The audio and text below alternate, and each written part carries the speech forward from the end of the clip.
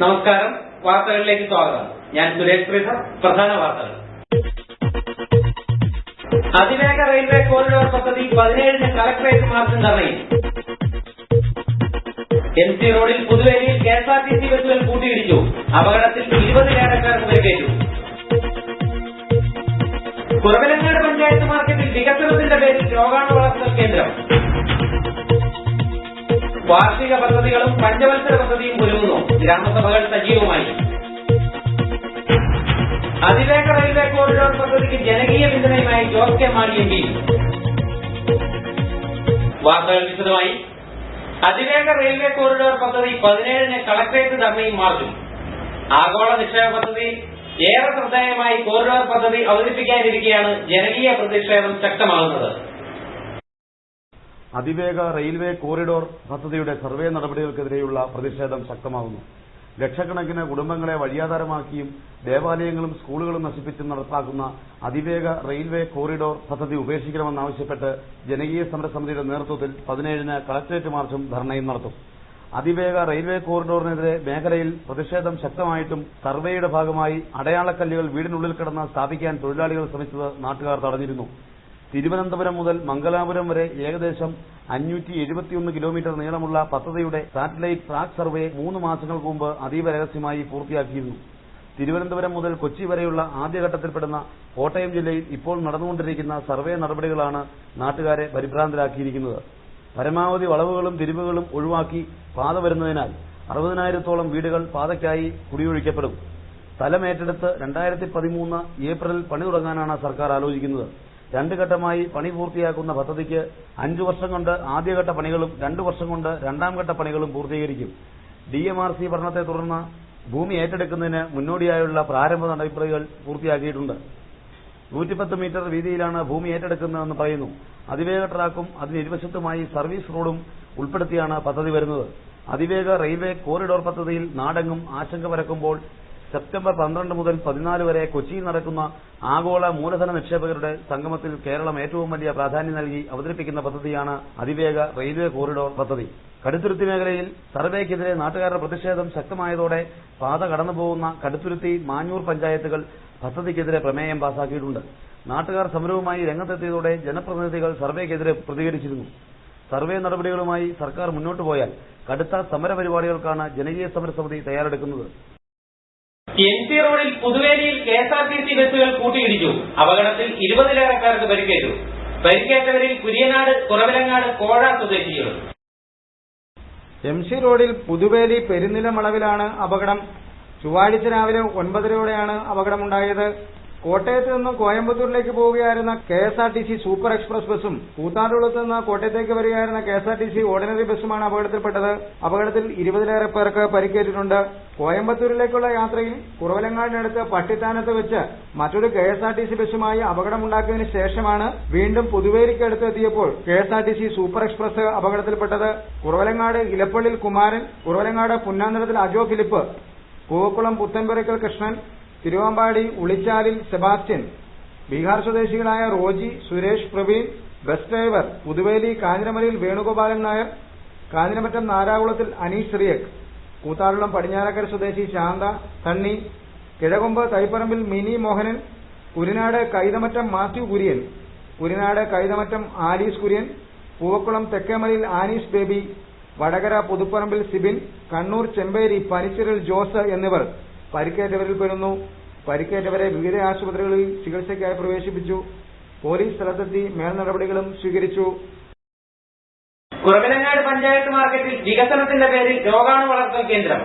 പഞ്ചായത്ത് മാർക്കറ്റിലെ മാംസ വിൽപ്പനശാലയിലെ മലിനജലം നിർമ്മാർജ്ജനം ചെയ്യുന്നതിനായി തീർത്ത കുഴിയാണ് കൊതുകും രോഗാണുക്കളും തൊഴിൽ വിഹാര കേന്ദ്രമാക്കിയിരിക്കുന്നത്. മാലിന്യ സംസ്കരണത്തിനും മാലിന്യ നിർമ്മാർജ്ജനത്തിനും ബോധവൽക്കരണ പ്രവർത്തനങ്ങളുമായി ആയിരക്കണക്കിന് രൂപ ചെലവഴിക്കുന്ന ഗ്രാമപഞ്ചായത്ത് ഈ രംഗത്ത് പുലർത്തുന്ന അനാസ്ഥയുടെ നേരുദാഹരണമാണ് കുറവലങ്ങാട് ഗ്രാമപഞ്ചായത്ത് മാർക്കറ്റിലെ മാലിന്യ നിർമ്മാർജ്ജനത്തിനായി നിർമ്മിച്ച കുഴി. മാലിന്യ നിർമ്മാർജ്ജനം ലക്ഷ്യമിട്ട് നിർമ്മിച്ച കുഴിയെന്ന് രോഗാണുക്കളുടെ സ്വൈര്യവികാര കേന്ദ്രമായിരിക്കുകയാണ്. നൂറുകണക്കായ വാഹനങ്ങൾ കടന്നുപോകുന്ന മാർക്കറ്റിന് സമീപത്ത് വാവിളർന്നു നിൽക്കുന്ന കുഴി നാടിന് തന്നെ നാണക്കേടാണ്. വെള്ളം കെട്ടിക്കിടന്ന് രോഗാണുക്കൾ വളരുന്ന ഈ കുഴിക്ക് സമീപമാണ് മത്സ്യ മാംസ കച്ചവടം നടക്കുന്നത് എന്നത് നൂറുകണക്കായ ആളുകളുടെ ആരോഗ്യ ജീവിതത്തിന് ഉയരുന്ന ഭീഷണി എത്രമാത്രമെന്ന് വിളിച്ചോതുന്നുണ്ട്.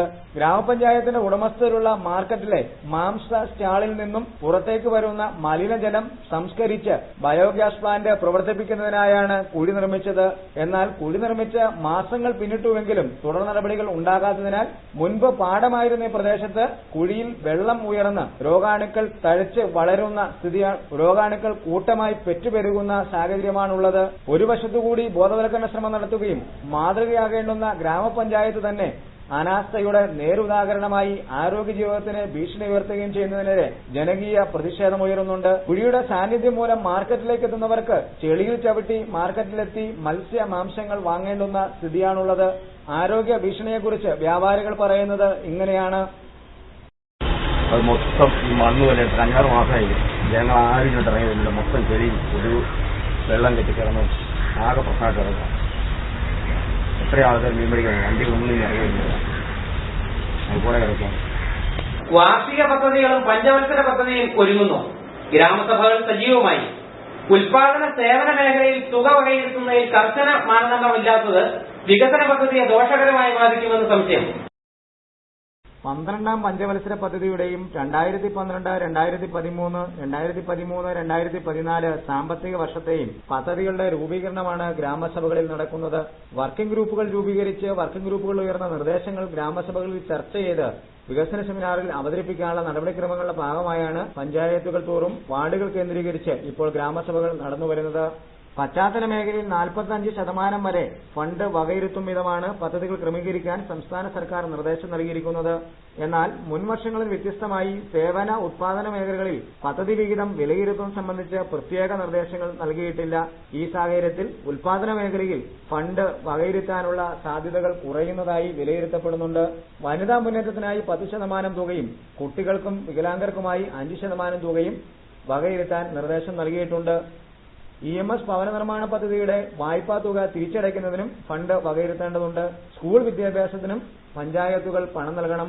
മാതൃശിശു സംരക്ഷണത്തിനായി മുൻവർഷങ്ങളിൽ ബ്ലോക്ക് പഞ്ചായത്തുകളിൽ നിന്ന് പഞ്ചായത്തുകൾക്ക് ഫണ്ട് ലഭിച്ചിരുന്നു. എന്നാൽ ഈ വർഷം മുതൽ മാതൃശിശു സംരക്ഷണത്തിന് ബ്ലോക്ക് പഞ്ചായത്തുകൾ നൽകിയിരുന്ന ഫണ്ട് ലഭ്യമാകില്ല.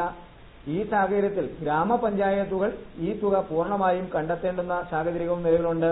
സർക്കാർ നിർദ്ദേശങ്ങൾ പൂർണ്ണമായും ഉൾക്കൊണ്ടുകൊണ്ട് വാർഷിക പദ്ധതികൾ രൂപീകരിക്കുമ്പോൾ പഞ്ചായത്തുകളുടെ ഒന്നാകെയുള്ള പരിപൂർണമായ വികസനത്തിന് ഉപയുക്തമാകുന്ന രീതിയിൽ വാർഷിക പദ്ധതികൾ ക്രമീകരിക്കാനാണ് പ്രവർത്തനങ്ങൾ നടന്നുവരുന്നത്. വാർഷിക പദ്ധതി രൂപീകരണവുമായി ബന്ധപ്പെട്ട ഗ്രാമസഭകൾ കുറവലങ്ങാട് മേഖലയിലും നീടൂർ പഞ്ചായത്തിലും ഏകദേശം പകുതി പിന്നിട്ട് കഴിഞ്ഞു. മരങ്ങാട്ടുപള്ളി പഞ്ചായത്തുകളിൽ ഉടൻ തന്നെ ഗ്രാമസഭകൾ ആരംഭിക്കാനുള്ള നീക്കങ്ങളിലാണ്. 12-13 സാമ്പത്തിക വർഷത്തേക്കുള്ള പദ്ധതി രൂപീകരണവുമായി ബന്ധപ്പെട്ട് വർക്കിംഗ് ഗ്രൂപ്പിൽ വന്ന നിർദ്ദേശങ്ങൾ ഇവിടെ നമ്മുടെ ഗ്രാമസഭയിൽ അവതരിപ്പിക്കുക എന്നുള്ളതാണ് ഇന്നത്തെ പ്രധാനമായിട്ടുള്ള കർത്തവ്യം. അതോടൊപ്പം നമ്മുടെ നാടിന്റെ പൊതുവായിട്ടുള്ള നമ്മുടെ വാർഡിലെ പ്രശ്നങ്ങൾ, അതിനുള്ള നിങ്ങളുടെ നിർദ്ദേശങ്ങൾ ഈ കമ്മിറ്റിയിൽ ചർച്ച ചെയ്യുന്നുണ്ട്. ഏതൊക്കെ പദ്ധതികളാണ് നമുക്ക് അടുത്ത സാമ്പത്തിക വർഷത്തേക്ക് നമുക്ക് ഉൾപ്പെടുത്തേണ്ടത്, അങ്ങനെയുള്ള കാര്യങ്ങളെ പറ്റിയുള്ള തീരുമാനങ്ങൾ എടുക്കുക എന്നുള്ളതാണ് മുഖ്യമായ ലക്ഷ്യം. അതിവേഗ റെയിൽവേ കോറിഡോർ പദ്ധതിക്ക് ജനകീയ പിന്തുണയുമായി ജോസ് കെ മാണി MPയും ചീഫ് വിപ്പ് PC ജോർജും മോൻസി ജോസഫ് MLAയും ജനകീയ പ്രതിഷേധത്തിന് പിന്തുണ അറിയിച്ചതിന് പിന്നാലെയാണ് ജോസ് കെ മാണി MP രംഗത്തെത്തിയിരിക്കുന്നത്.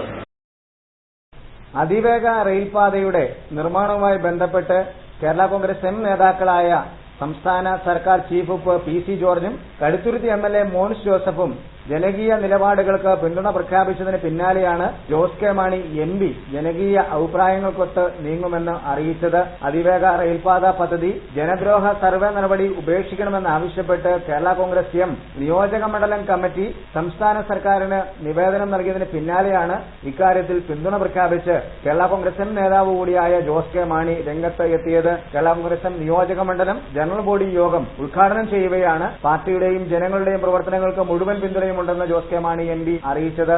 അതിവേഗ റെയിൽവേ കോറിഡോറിന് വേണ്ടി നടന്നുവരുന്ന സാറ്റലൈറ്റ് സർവേയും തുടർ നടപടികളും ജനങ്ങളുടെ ശക്തമായ പ്രതിഷേധത്തിനും ആശങ്കകൾക്കും ഇടവരുത്തിയിരിക്കുന്ന സാഹചര്യത്തിലാണ് പുനർചിന്ത ആവശ്യമാണെന്ന നിലപാടുമായി കേരള കോൺഗ്രസ് എം നിയോജക മണ്ഡലം നേതൃത്വം രംഗത്ത് എത്തിയിരിക്കുന്നത്. പാർട്ടി നേതാക്കളായ MS Jose, Thomas Kananthara, Sunny Thekkedam, Jose Puthenkala, Manjoor Mohankumar, Mary Sebastian തുടങ്ങിയവരുടെ നേതൃത്വത്തിലാണ് നിയോജക മണ്ഡലം കമ്മിറ്റി രംഗത്ത് എത്തിയിരിക്കുന്നത്. ഇനി ഇടവേള.